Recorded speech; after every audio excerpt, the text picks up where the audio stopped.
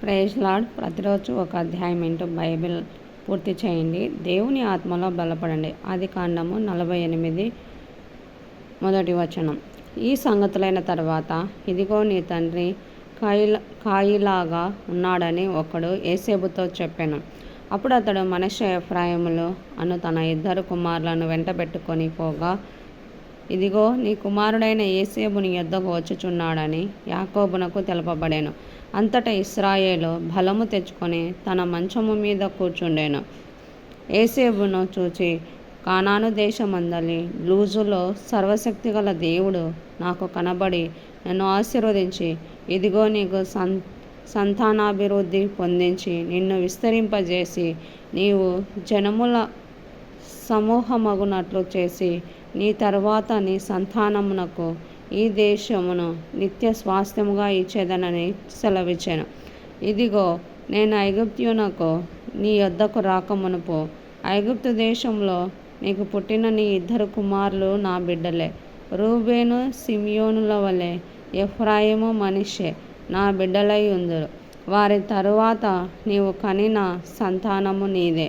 వారు తమ సహోదరుల స్వాస్థ్యమును బట్టి వారి పేర్ల చొప్పున పిలువబడుదురు. పెద్దనారాములో నుండి నేను వచ్చుచున్నప్పుడు ఎఫ్రాతాకు ఇంకా కొంత దూరమున నుండగా మార్గమున రాహేలు కానాను దేశంలో నా ఎదుట మృతి పొందెను. అక్కడ బెత్లెహేమను ఎఫ్రాతా మార్గమున నేను ఆమెను పాతి పెట్టితినని యోసేపుతో చెప్పెను. ఇశ్రాయేలు యోసేపు కుమారులను చూచి వీరెవరని అడగగా, యోసేపు, వీరు నా కుమారులు, వీరిని ఈ దేశమందు దేవుడు నాకు అనుగ్రహించనని తన తండ్రితో చెప్పెను.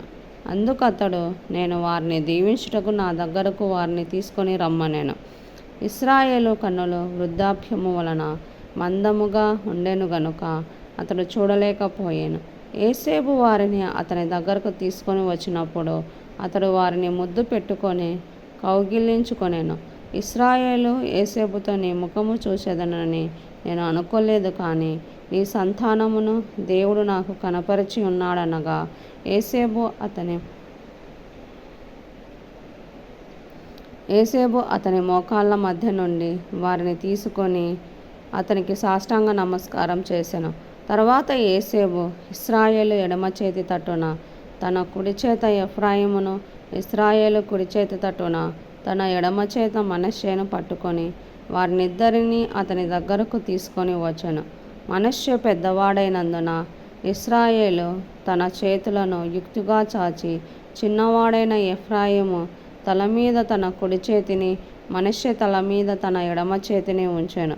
అతడు యోసేపును దీవించి, నా పితరులైన అబ్రహాము, ఇస్సాకులు ఎవని ఎదుట నడుచుచుంటిరో ఆ దేవుడు నేను పుట్టినది మొదలుకొని నేటి వరకును ఎవడు నన్ను పోషించెనో ఆ దేవుడు, అనగా సమస్తమైన కీడులలో నుండి నన్ను తప్పించిన దూత ఈ పిల్లలను ఆశీర్వదించునుగాక. నా పేరును అబ్రహాము,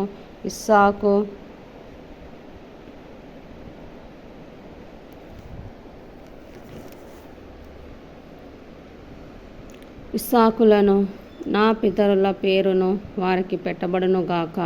భూమి యందు వారు బహుగా విస్తరించుదురుగాక అని చెప్పాను. యోసేపు ఎఫ్రాయిము తల మీద తన తండ్రి కుడి చేయి పెట్టుట చూచినప్పుడు అది అతనికి ఇష్టము కాకపోయాను గనుక అతడు మనష్షే తల మీద పెట్టించవలెనని తన తండ్రి చెయ్యి ఎఫ్రాయిము తల మీద నుండి ఎత్తి, నా తండ్రి అట్లు కాదు, ఇతడే పెద్దవాడు, నీ కుడి చెయ్యి ఇతని తల మీద పెట్టుమని చెప్పాను. అయినను అతని తండ్రి ఒప్పక, అది నాకు తెలియను, నా కుమారుడా, అది నాకు తెలియను. ఇతడును ఒక సమూహమై గొప్పవాడగును, కానీ ఇతని తమ్ముడు ఇతని కంటే గొప్పవాడగును. అతని సంతానము జనముల సమూహమగునని చెప్పాను. ఆ దినమందు అతడు వారిని దీవించి, ఎఫ్రాయిము వలెను మనష్షే వలెను దేవుడు నిన్ను చేయునుగాక అని ఇశ్రాయేలు నీ పేరు చెప్పి దీవించెదరనెను. అలాగూ అతడు మనష్షే కంటే ఎఫ్రాయిమును ముందుగా ఉంచెను. మరియు ఇశ్రాయేలు, ఇదిగో నేను చనిపోచున్నాను, అయినను దేవుడు మీకు తోడై ఉండి మీ పితరుల దేశమునకు మిమ్మును మరలా తీసుకొని పోవును.